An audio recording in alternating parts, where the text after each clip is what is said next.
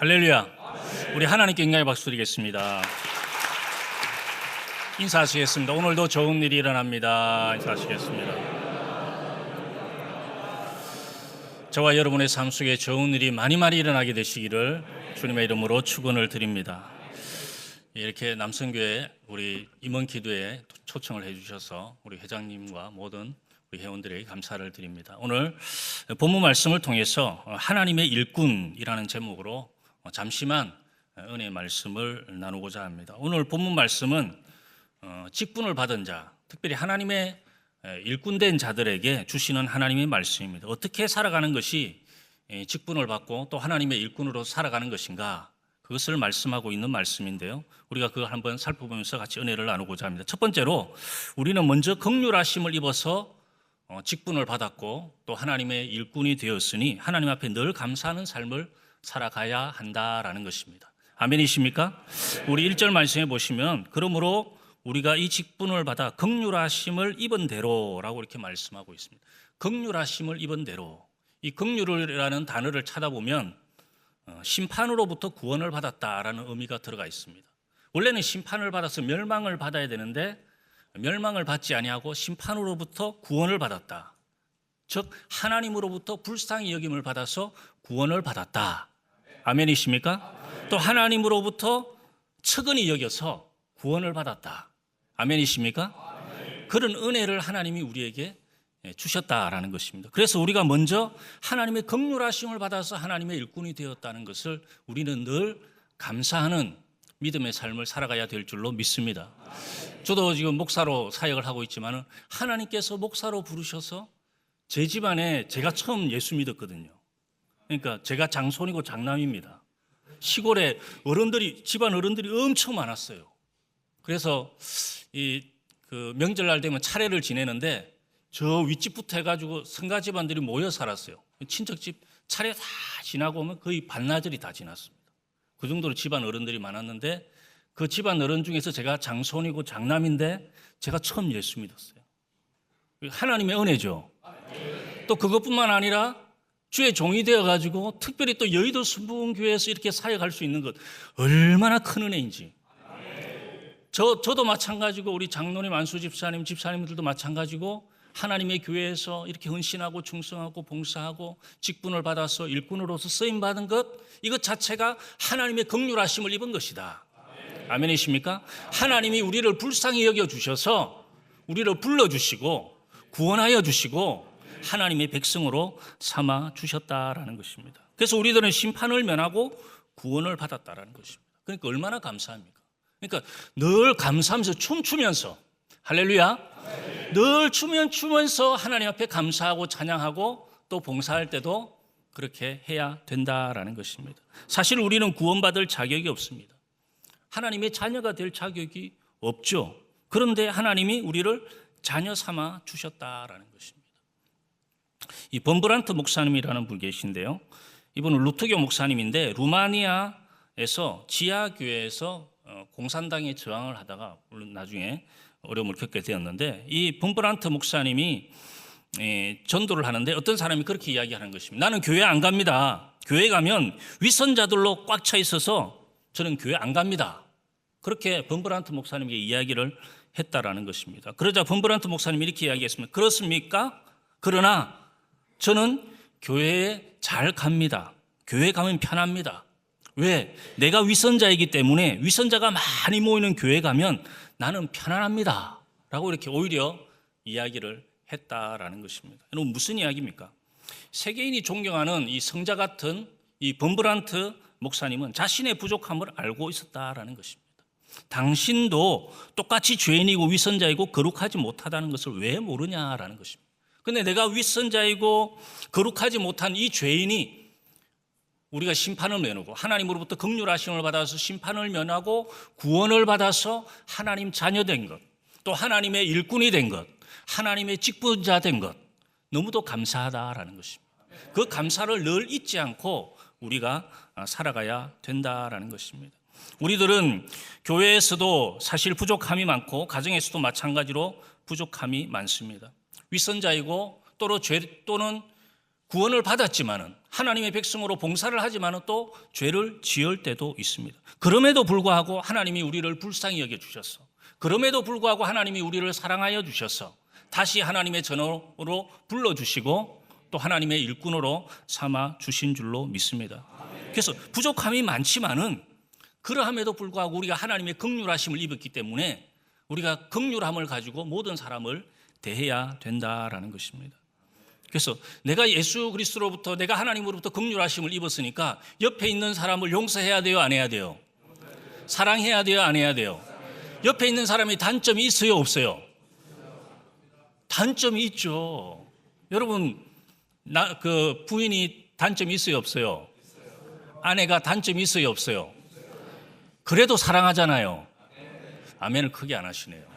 그래도 사랑하시잖아요. 그거거든요. 우리가 하나님으로부터 이 사랑하심을 받고 긍휼하심을 받는 것도 우리도 부족하지만 우리도 연약함에도 불구하고 하나님 우리를 사랑하시고 또 특별히 택하고 부르셔서 여의도 순복음교회 또 이렇게 남성교회로 봉사 권신할 수 있도록 불러주신 줄로 믿습니다. 그래서 우리 많은 분들이 저분은 정말 거룩하고 대단한 분이다 라고 생각하지만 다 부족함이 있는 것입니다. 제가 책을 읽다가 읽었는데 어느 기자가 빌리 그레함 목사님 사모님에게 물었다는 것입니다. 혹시 사모님은 좀 무례한 질문이죠. 이 목사님하고 살면서 이혼을 생각해 본 적이 있습니까? 그렇게 물었대요. 당연히 없겠죠 라고 생각하고 이제 장난스럽게 이렇게 물었다는 것입니다. 그러니까 이 사모님이 하시는 말씀이 이혼을 생각한 적은 없는데 죽이고 싶을 정도로 미운 적은 많았습니다 라고 이렇게 이야기를 했다라는 거죠. 솔직한 답변이죠. 우리가 거룩하고 완벽할 것 같지만은 사람은 그렇지 못하다는 것입니다. 사람은 부족한데 하나님이 우리를 들어서 사용하여 주시고 하나님이 우리를 부르셔서 하나님 일꾼 삼아 주신 줄로 믿습니다. 제가 성지순례를 가봤는데요. 지금도 이제 옛날에 이집트를 못 갔습니다. 지금은 이집트 들어가면 이제 시내산을 보게 되는데 거기 보면 이스라엘에서 이렇게 이집트에서 이제 시내산으로 가는 도중에 보면 다 사막입니다. 그러다 보니까 풀도 없고 나무도 없고 아무것도 없고 그냥 돌짝밭입니다. 그리고 모래가 있고 그런데 이제 가다 보면 이 시내산을 가다 보면 시띠나무라는 나무가 있습니다. 순례 해보신 분들은 아시겠지만은 시띠나무라고 있는데 이 시띠나무가 아주 단단하고 질겨서 톱질을 하면 톱이 휘어지고 꺾일 정도로 단단한 나무가 이 시띠나무입니다. 그리고 또 잎이 그냥 잎으로 되어 있는 게 아니라 가시입니다. 그래서 아무도 그 시띠나무 근처에 가지도 않습니다.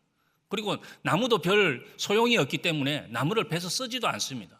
그러니까 사실 보잘것없는 나무가 바로 이 시띠나무라는 나무입니다.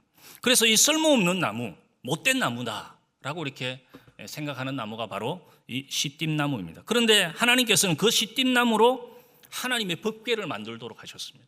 보잘것없는 나무, 아무 짝에도 쓸모없는 나무, 그 나무를 들어서 하나님의 법궤를 만드는 나무로 썼다는 것입니다. 그리고 그 쓸데없는 그 시띠나무에 뭘 입혔냐? 금을 입혔다는 것입니다. 법궤를 만들었으니까 하나님이 금을 입혀 순금을 입혔다라는 것입니다. 그럼 무슨 이야기냐?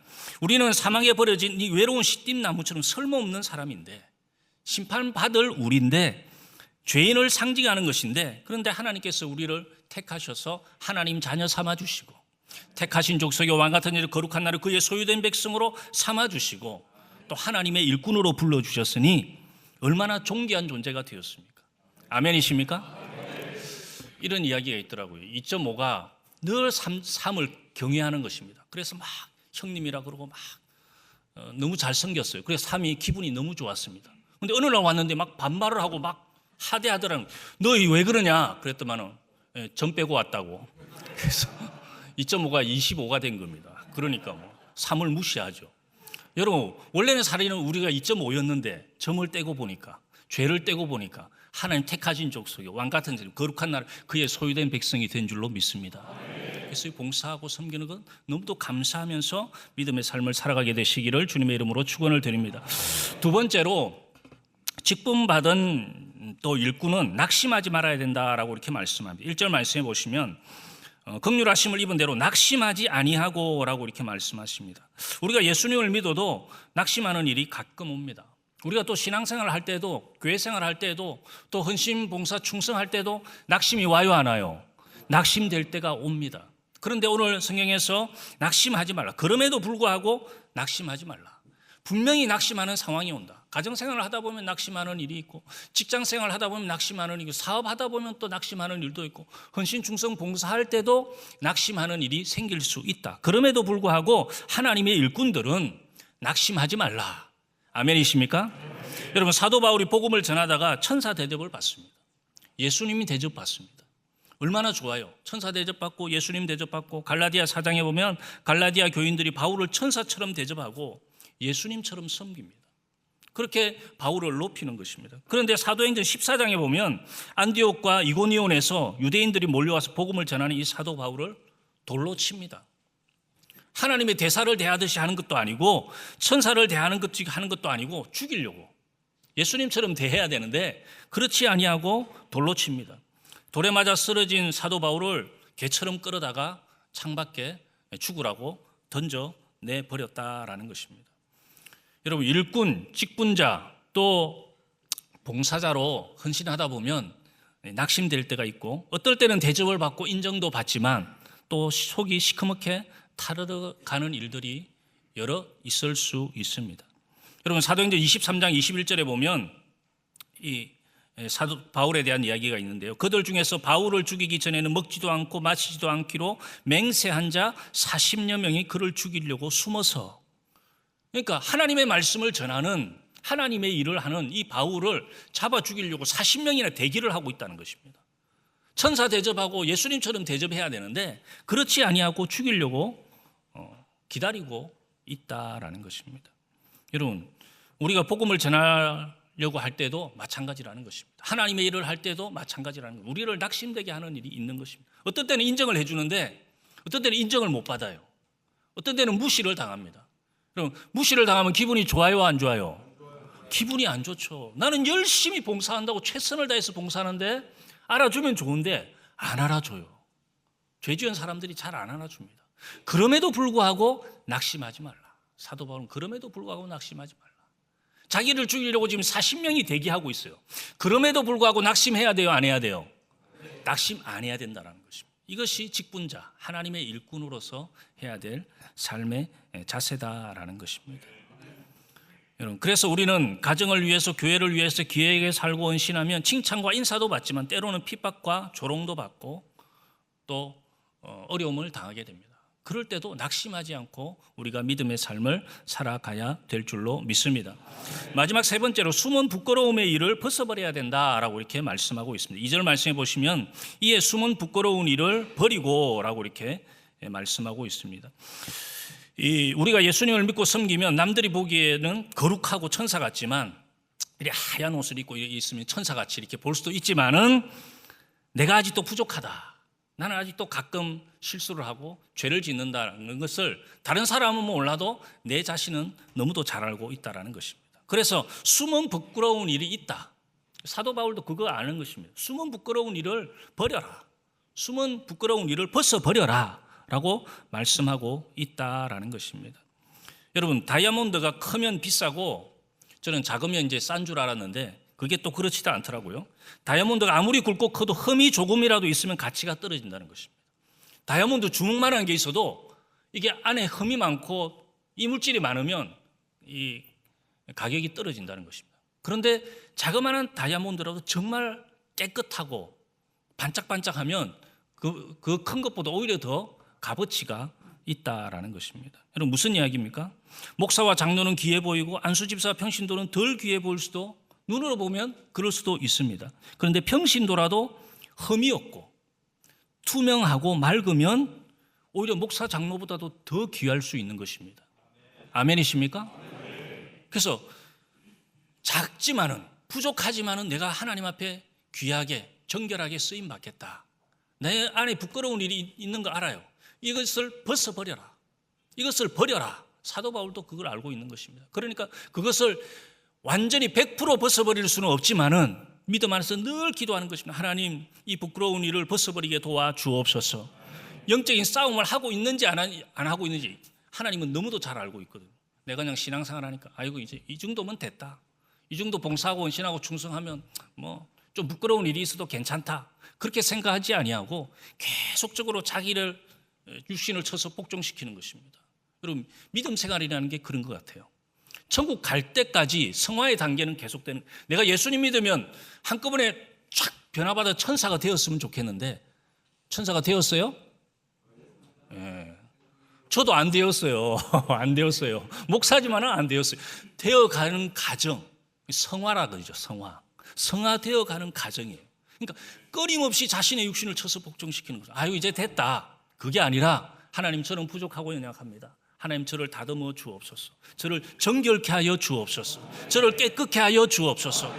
하나님 앞에 섰을 때에 흠도 없고 티도 없게 하여 주옵소서. 물론 하나님이 흠도 없고 티가 있다는 걸 알아. 흠도 있고 티가 있다는 걸 알아요. 그런데도 성경에서 보면 온전하다는 게 뭐냐? 100% 온전하다는 걸 온전하다 하는 것이 아니라 내가 부족하고 연약함에도 불구하고 하나님, 내가 온전하게 되기를 원합니다. 그런 사람은 온전하다는 거예요. 아멘이십니까? 내가 부족하고 연약하지만 하나님, 제가 온전하게 되기를 원합니다. 애쓰는 사람을 온전하다고 이야기하는 것입니다. 아니, 그냥 됐다. 뭐 이 정도면 됐지. 이 정도 신앙생활하고 하면 이 정도 살면 되지. 라고 하는 것이 아니라 부끄러운 일을 벗어버려라. 그렇게 사도 바울은 성경을 통해서 계속 말씀하고 있다라는 것입니다. 여러분, 결론적으로 우리 하나님은 하나님의 일꾼들에게, 특별히 교회에서 봉사하고 헌신하는 충성된 일꾼들에게 오늘 말씀을 통해서 하나님의 긍휼하심을 받았으니 그 긍휼하심을 받은 것을 감사하면서 기쁨으로 섬겨라. 그래서 우리가 봉사할 때 늘 이 얼굴이 기뻐야 될 줄로 믿습니다. 그래서 기뻐서 성도들을 볼 때도 기쁨의 얼굴을 가지고 해야지, 인상을 팍 쓰고 그냥 이러면 되겠어요? 안 되겠어요? 안 되죠. 우리 남성교회는 그런 분이 없습니다. 그래서 항상 왜? 내 속에서 우러나오는 기쁨으로 성도들을 대하는 것입니다. 그래서 짜증을 낼 수가 없죠. 그리고 또 두 번째로 어떤 일에든지 낙심하지 아니하고, 분명히 좋은 일을 하다 보면 낙심되는 일이 생깁니다. 봉사가 얼마나 좋은 일입니까? 여러분, 하나님의 교회를 움직이고 하나님의 교회 기둥이 되어서 든든하게 세워나가는 것이 얼마나 복된 것입니까? 그런데 이 복된 일을 하다 보면 낙심되는 일이 한두 개가 아닐 거예요. 남성교회 봉사할 때도 그렇고, 또 교회 봉사할 때도 그렇고, 가정도 마찬가지고, 사회생활도 마찬가지고. 그럼에도 불구하고 예수 믿는 사람들은 하나님이 협력해서 선을 이루어 주실 것이다. 결국에는 전화위복이 되도록 만들어 주실 것이다. 낙심하지 않게 되시기를 주님의 이름으로 축원을 드립니다. 또 내 속에 있는 부끄러운 일들을 끊어버림으로 하나님의 일꾼으로, 또 직분자로 늘 세워져 나아가게 되시기를 주님의 이름으로 축원을 드립니다.